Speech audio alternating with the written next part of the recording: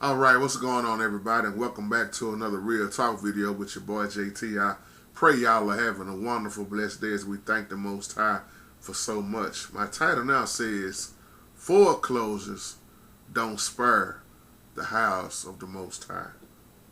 Foreclosures don't spare the house of the Most High. I want to talk about how a lot of people are losing their church building. Not only are they losing members, but they losing the building. And I want to give a shout out to Mr. Lance 55. Great email a while back that you sent me about, why is it so many churches are being boarded up, and you wanted to know my input on this. But I'm gonna just tell you this because I don't know it all and never claim to know it all. But I will tell you the truth from a spiritual standpoint, from a child of the Most High standpoint, and from being off in it so long and seeing it so much. It's not a secret. It's a lot of churches being boarded up. And when you are a minister of music, you are pretty much close to a lot of pastors.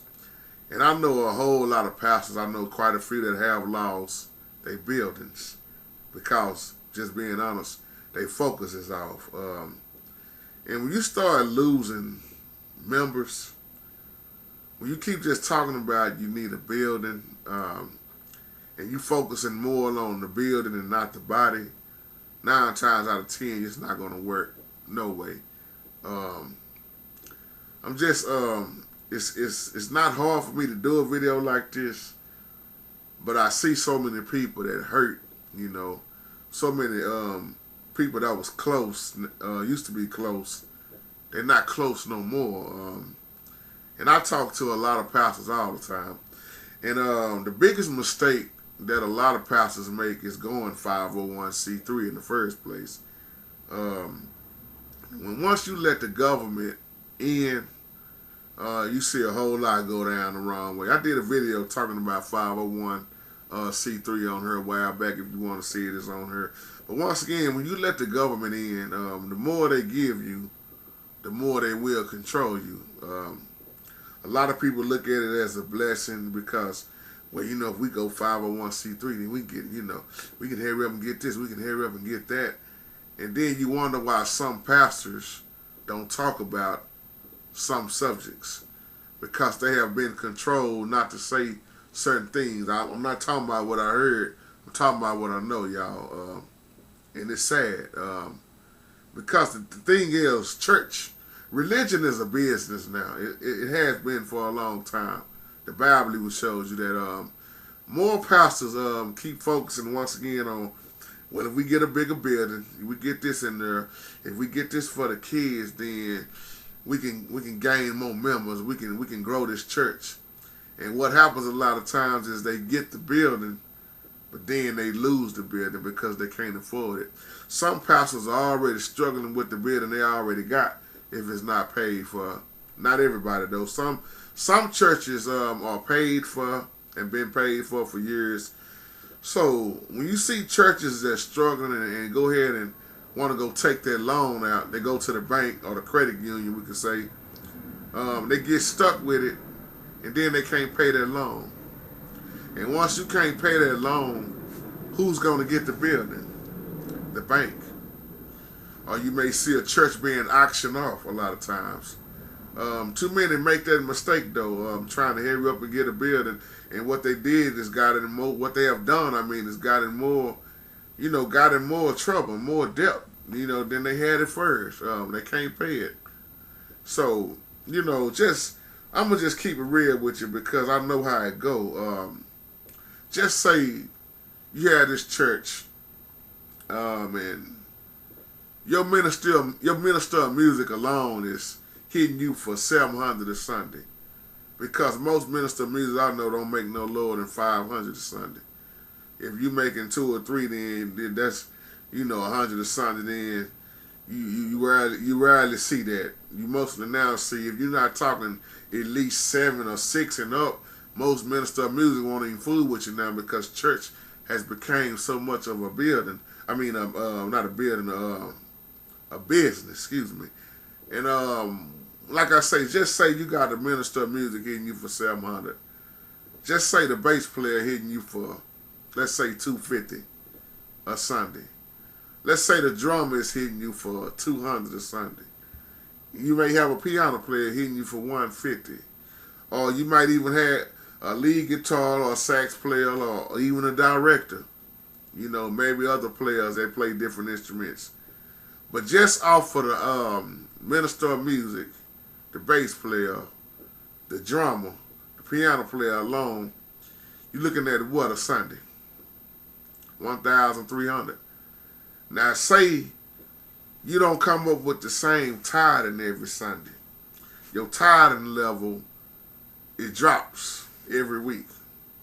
How you gonna pay for the corner?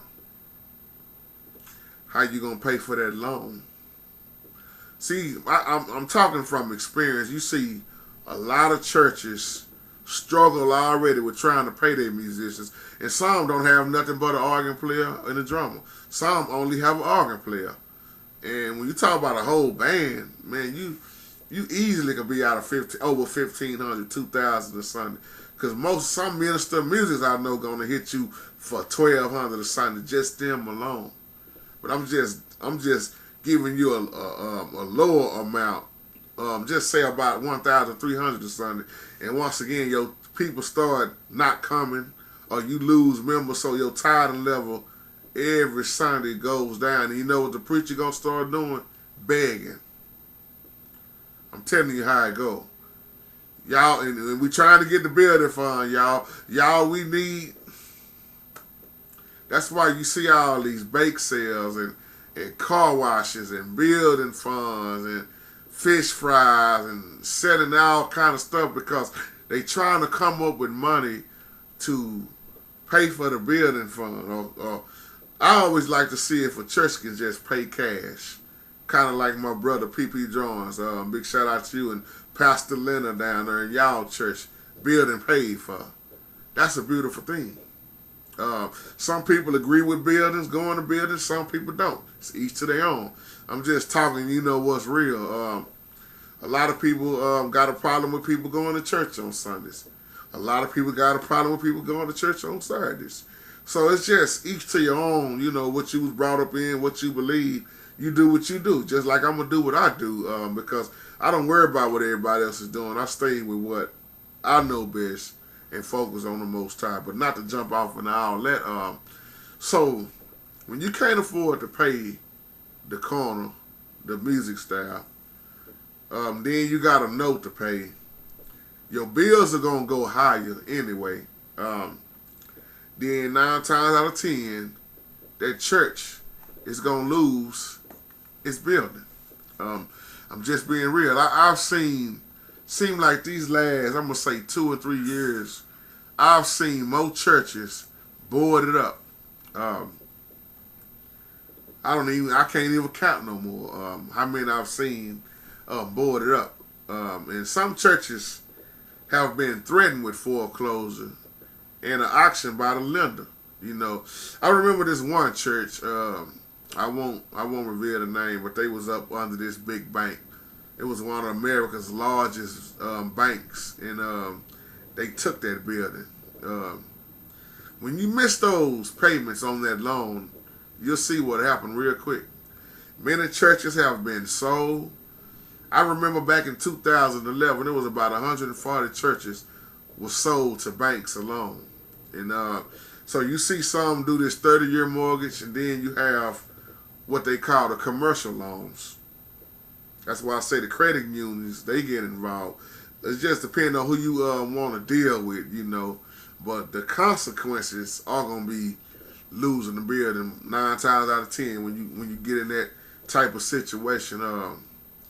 I remember this one church. I won't recall his name, but I seen people take out about $1.8 million, a $1.8 million loan with a credit union. They wanted to get a new building. They got tired of trying to do the building funds and setting raffle tickets and all this stuff. You know how it go. And they was tired of that, so they went on and took out that $1.8 million loan with the credit union. and they was trying to get a building that seated about 2,500 people. It was probably about 30,000 square foot building. And what had happened in the middle of their construction, the economy crashed big time. What you think happened to that building? A lot of people got laid off. A lot of people got laid off. So what do you think happened to that building? What do you think the lenders did? They foreclosed and put the church up for auction. And we wonder why the Bible teaches us to be more of the lender and not like the borrower. It's a reason why. See, when you think about the early church, how they went from home to home, or look at what they did when they took up their proceeds and how they helped each other. See, it wasn't no such thing as building. You know, they had the synagogues and stuff, you know, but when you start really talking about being the body, it really has nothing to do with your building. But I don't knock the building, because I know people can also be saved through the building. But I also know people can go straight to the lake of fire through the building. So it's sad what we see. But that church I'm talking about, the economy crashed and they lost everything, y'all. And I know churches, what they try to do to keep from that happening, they'll file for bankruptcy to stop the foreclosure and try to restructure the debt that they are in. They have what you call a balloon loan. I know a lot of y'all are familiar with that. If you know, the balloon loan is what they call that. It's pretty much, just to make a long story short, it's a long-term loan, often like a mortgage, and it's large. So they call it like a balloon loan. And the payment, when it's due, it's due. And what they have is like very low interest payments, and they require just a little capital outlay during the life of the loan due to the large end payment. Now, here's the problem. A lot of pastors, I'm not talking about all, they won't tell their congregation this type of stuff because they scared, well, if I let them know this ahead of time, then I might lose the Johnson family. I might lose the Davis family. Well, if you don't have no building, you're going to lose them anyway. The bank, and then a lot of times what the bank do, they refuse to negotiate with you. See, I hate to say this, but so many churches have been playing with the Most High so long. All these building funds and musicals and revivals and selling this and selling that and taking up money on top of money on top of money and still don't have the building. It's sad. And the Most High is not pleased with it at all. Because the way most churches are running now, it never had supposed to went the way it's going now. At all. So once again, my title says foreclosures don't spare the house of the Most High. Once again. Don't you know it's hundreds and hundreds of churches across this country that have received so many foreclosure notices? And they behind on mortgage payments. Once again, most churches are struggling just to try to have a music department because they know that music is going to draw people. It just costs them too much. And then once you lose the music, just say the organ player decide he gonna leave and the drummer. When a lot of times when you lose those type of people, you lose members. Let's just keep it real. Some people only go to church for the music. Some people walk out when the word is being taught from the pulpit. If it's being taught. Let me say that right, because everybody ain't teaching or preaching. But when you look at the church now, the church have, not all, have turned into an entertainment center in so many ways. Because now it's all about the performing versus true praise and worship. It's all about these musicals. Now you even have choir competitions. You have so many competitions now for the house of the Most High, which is a no-no. I don't play a part of not half of the stuff I see, not even a fourth of it, y'all. So, brother, this is my little input. I'm talking from experience and not what I heard, because I know a little bit about business, also a lot about business. I just don't really when it comes to talking about churches and stuff like this, most people can't handle what you're gonna say, and then they don't want to hear it no way because they know it's the truth. Once again, I'm not talking about everybody's building at all. You know, tithes is how a minister of music and musicians get paid anyway. This is people hard-earned money that they go to work faithfully and make and pay to the church when they go to the church.